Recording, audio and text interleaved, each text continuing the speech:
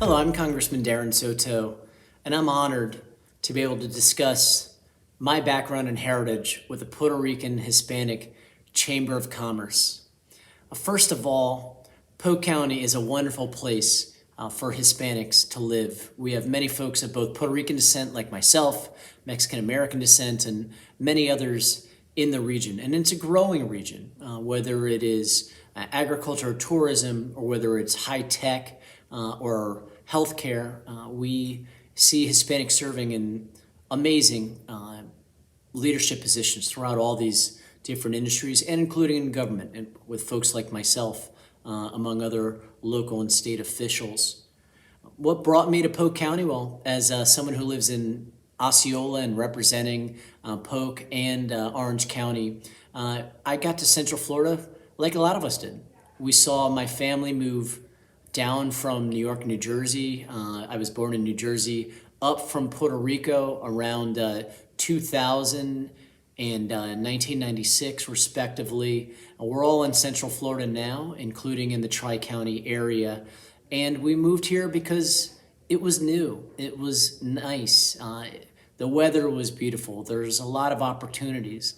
And all those things persist to this day. But we need to make sure that we're protecting the wonderful business climate, the wonderful environment and economic opportunities for the next generation. And that's a lot of what I think about for the work that we do here in the United States Congress representing Polk County and parts of Central Florida. There's a lot of things that I personally do and others do to help maintain our culture. Primero yo hablo en español y yo trato para mejorar mi habilidad para hablar en nuestro idioma. I am constantly trying to improve my ability to speak our language and communicate in both English and Spanish in events and in important public announcements, in important political speeches, to make sure that we're communicating with everybody, con todos. So that's an important cultural tie. Of course, the food. Who doesn't love Puerto Rican food or Mexican or Cuban or Dominican food that you can get throughout Central Florida?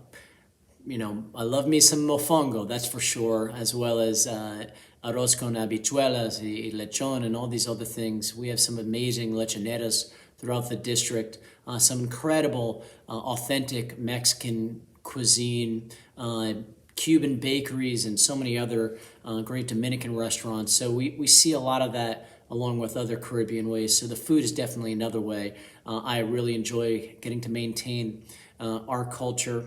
And then, of course, through travel and through music and fashion, of course, it's a big way. I own a few guayaberas, that's for sure. I travel down to Puerto Rico regularly, work on a lot of issues between Central Florida and the island. We also work on a lot of issues affecting other groups who may be in immigrant communities, in the Mexican American community or in the Dominican communities. But we also see heavy ties in agriculture among those communities as we create these amazing different foods that we enjoy culturally. So all these different things, they help maintain that cultural tie. And we need to work on things such as ESOL in our schools to help kids maintain their bilingual culture. We need to promote ethnic studies in UCF and Polk State, in Florida Polytechnic, and in Valencia to make sure that we're continuing to encourage the next generation and to celebrate our Hispanic Heritage Month, which is a great way to identify our culture. And what has been our grain of salt as our contribution to the Hispanic and non-Hispanic communities? Well, we work on a lot of issues, but knowing that this is the chamber, I want to focus primarily on jobs. We know, first of all, agriculture continues to be a huge employer, a huge industry, a huge creator of wealth in Polk County. So we've worked over the years to help fight citrus greening and promote citrus, with Polk being the second largest citrus producing county in the state. We work with our local ranchers to make sure we have robust herds and on pricing issues and on trade issues. We know a lot of folks in the Hispanic community work in agriculture, whether it's Brazilians or Colombians or Mexicans, who all of which are contributing to the agriculture, among others, in Polk County. In the area of tourism, we've worked hard to help with Legoland to make sure that we're working on federal permits and Brand USA to encourage tourism, to work on wages, which is a key part, lifting the minimum wage to $15 an hour that is lifting so many Hispanic families out of poverty. We're continuing to fight for those things. And of course with tech as well, something that not everybody's familiar with, but in the case of Winter Haven, Florida, we have some of the fastest internet known to man because of the old Bell South fiber optic cables that go right under the city. And so we have some of the best cybersecurity and data storage, otherwise known as the cloud, firms in Florida, located in Winter Haven, Florida. So we continue to expand job opportunities in tech. And then we're working with heavy industry. We brought in the newest steel plant in the South into Frostproof, Florida. I know that that's an important job creating opportunity for Hispanics in the county as well. And we'll continue to work on beverage manufacturing, which whether it's Simply Orange or whether it's Florida Natural or Gatorade or Coca-Cola or others, all these different facilities. So that's obviously a big part of our contributions, but also in education is another area I do want to discuss. Polk State has been a huge ally and is nearing a Hispanic serving institution at over 25% of its students being Hispanic. So we work very closely with their student government. We have town halls regularly there to encourage Hispanic students to continue on with their education.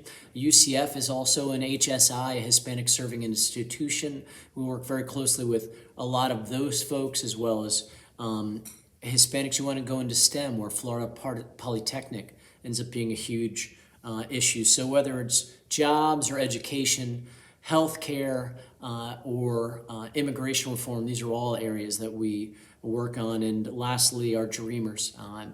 We have worked so hard to make sure that we could get the Dream and Promise Act passed through the House. We're in an interesting time where we are hopeful to get this Dream and Promise Act, the Farm Workforce Modernization Act, into a large reconciliation package. So the chances are good, but we got to keep on working, and that'll be huge. So when we talk about a grain of salt, it's really grains of salt that we're working on in jobs, in education, in immigration, and other key issues affecting the Hispanic community.